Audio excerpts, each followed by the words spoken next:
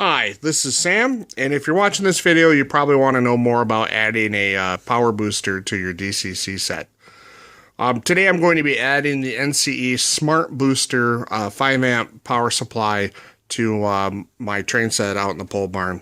The table we're looking at today is just a Christmas train that I had set up for Christmas. It's past Christmas.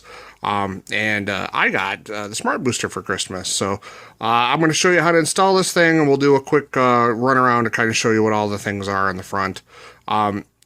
One thing to note is that it doesn't come with the RJ12 cable.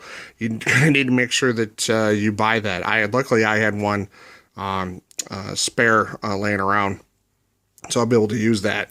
And what it is going to do is you're going to have to plug it into the back of like a UTP panel.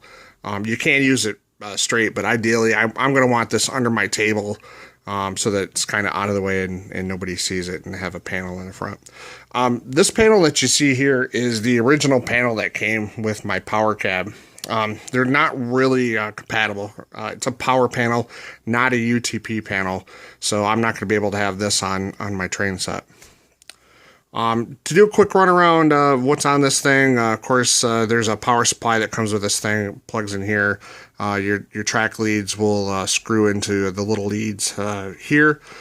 This control bus, what it does is if you want to add more smart boosters down the line, you plug those in between your boosters, and that allows them to synchronize so that they don't short the track, okay? And then, of course, you got your standard RJ12 connections on the front. One thing to note is that on the back, there's a ground screw. If you want to add another booster down the line, you got to make sure that they are connected via this ground. You don't want to connect them to like earth ground or your home ground. The manual specifically says don't do that. Also, on the bottom, there's this little hole with a switch in it. It's probably hard to read with my phone, but essentially what that does is that switch allows it to you to switch between smart booster and dumb booster. So if I wanted to make this thing stupid, I guess you flip that switch and now it's a dumb booster, flip it back and now it's smart booster again. So let's go ahead and we'll head out the garage and we'll get her hooked up. All right, I'm out in the garage and getting ready to put this smart booster in, and a couple things that I'm going to do.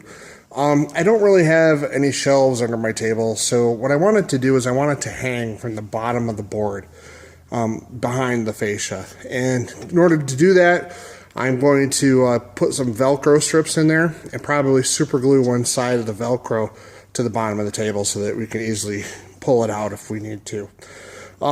The other thing that I'm going to need is, here's the hole in my fascia where I used to have my my old power panel.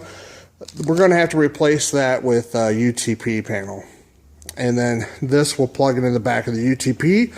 I have another UTP panel in the center for my second controller, and then we'll have to link that together too. I got a drop light, so we'll be able to see easily see what's under the table. Give me a few minutes and I'll have that UTP panel in. All right, here's kind of what the setup looks like from underneath. I've got some Velcro holding the actual module up, as well as the power supply underneath my table. I gave it a little bit of help with some super glue on one side, the wood facing side of the Velcro. I just don't trust those pressure sensitive adhesives to stick to wood for any long amount of time. And here's my panel right here, so we'll just start connecting things up. Ignore all the wires, don't judge me. I've only been doing this for a few months, I'm not nitpicky. Installing the wires to the main line. Here's the power wire coming from the power module. Here is the RJ12. The other end of this needs to go into my panel.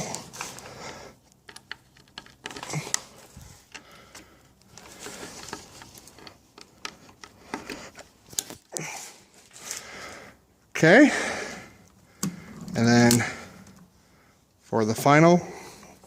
I just have to plug this into the little panel box. Give me a second, and then we'll fire her up. Okay, everything's hooked up. I've got a master switch under the table, and we're gonna throw, and everything's turned on. That little blue light's just the DC voltage for all my lights.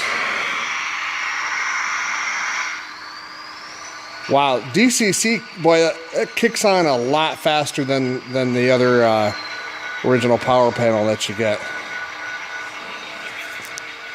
That was really, really fast. Let's see what we got for... everything looks like it's running right. Cool. Good news. Well, I hope you enjoyed the video. I like making these for you while I build this train set. Look for a lot of more building ads in January. And thank you for all of those of you who have commented and have subscribed to the channel. So have a great day.